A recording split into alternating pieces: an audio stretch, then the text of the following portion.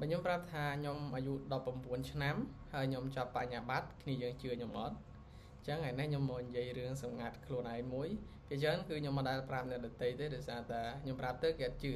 ប្រហែលជាមកពីមុខខ្ញុំចាស់ពេកមើលទៅបានជាគេអត់ជឿអញ្ចឹងខ្ញុំអាយុ19ឆ្នាំហើយខ្ញុំសប្តាហ៍ថ្ងៃនេះគឺខ្ញុំអត់ទាន់ចប់ទាំងស្រុងទេគឺខ្ញុំនៅឆ្នាំទី4ប៉ុន្តែប្រហែលជាអាចនឹងប្រហែលខែទៀតគឺខ្ញុំចប់ហើយនៅ2ខែទៀតទេគឺខ្ញុំចប់ហើយអញ្ចឹងគ្នាយើងប្រហែលជាឆ្ងល់ថាជុំឆ្នាំទី4ហើយអាយុ19ឆ្នាំអញ្ចឹងចូលរៀនអាយុប៉ុន្មានហើយមានផ្លោះថ្នាក់អត់អញ្ចឹងសម្រាប់ខ្ញុំគឺខ្ញុំចូលរៀនអាយុប្រហែលជាតាមខ្ញុំគិតអាចនឹង4ឆ្នាំ5ឆ្នាំគឺដោយសារតែកាលហ្នឹងខ្ញុំនៅក្មេងដែរខ្ញុំមិនដឹងទេប៉ុន្តែម៉ែខ្ញុំគាត់ថាខ្ញុំចង់រៀនអញ្ចឹងគាត់ឲ្យចូលរៀនទៅហើយមានបងគាត់ចូលរៀនដែរទៅគាត់ឲ្យចូលរៀនយកតែហ្មងទៅអញ្ចឹងការខ្ញុំចូលរៀនហ្នឹងគឺអត់មានថ្នាក់មត្តេយ្យអត់មានអីគឺថ្នាក់ទី1យកតែម្ដងអញ្ចឹងទៅគឺខ្ញុំចូលរៀនទៅទី1ហើយខ្ញុំមិនដែលផ្លោះទេគឺរៀនតាមដំណើរអញ្ចឹងទៅគឺអត់មានដែលផ្លោះនៅឆ្នាំណាមួយទេហើយអ្នកទាំងអស់គ្នាប្រហែលជាគាត់ទាំងអាយុតិចអញ្ចឹងល្អហើយចូលរៀនបានលឿនប៉ុន្តែ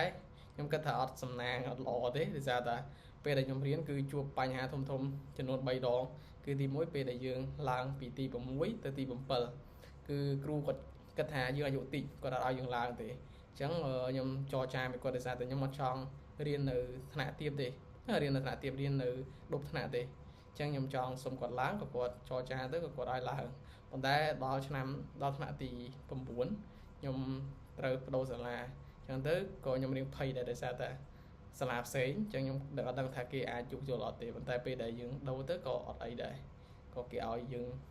រៀនតទៀតហើយរឿងមួយទៀតគឺរឿងទី3ហ្នឹងគឺប្រឡងបាក់ឌុបហ្នឹងហើយខ្ញុំគិតថា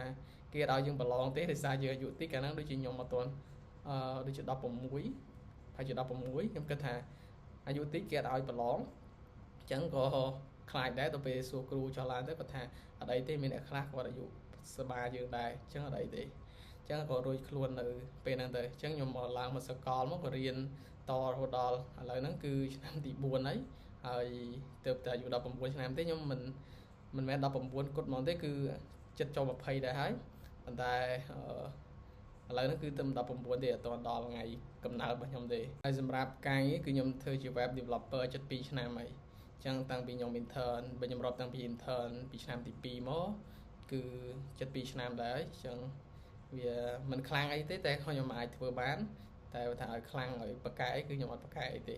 តែមិនអាចធ្វើបានតិចតួចអញ្ចឹងខ្ញុំចែករំលែករឿងដែលសម្ងាត់របស់ខ្ញុំមានតែប៉ុណ្្នឹងទេ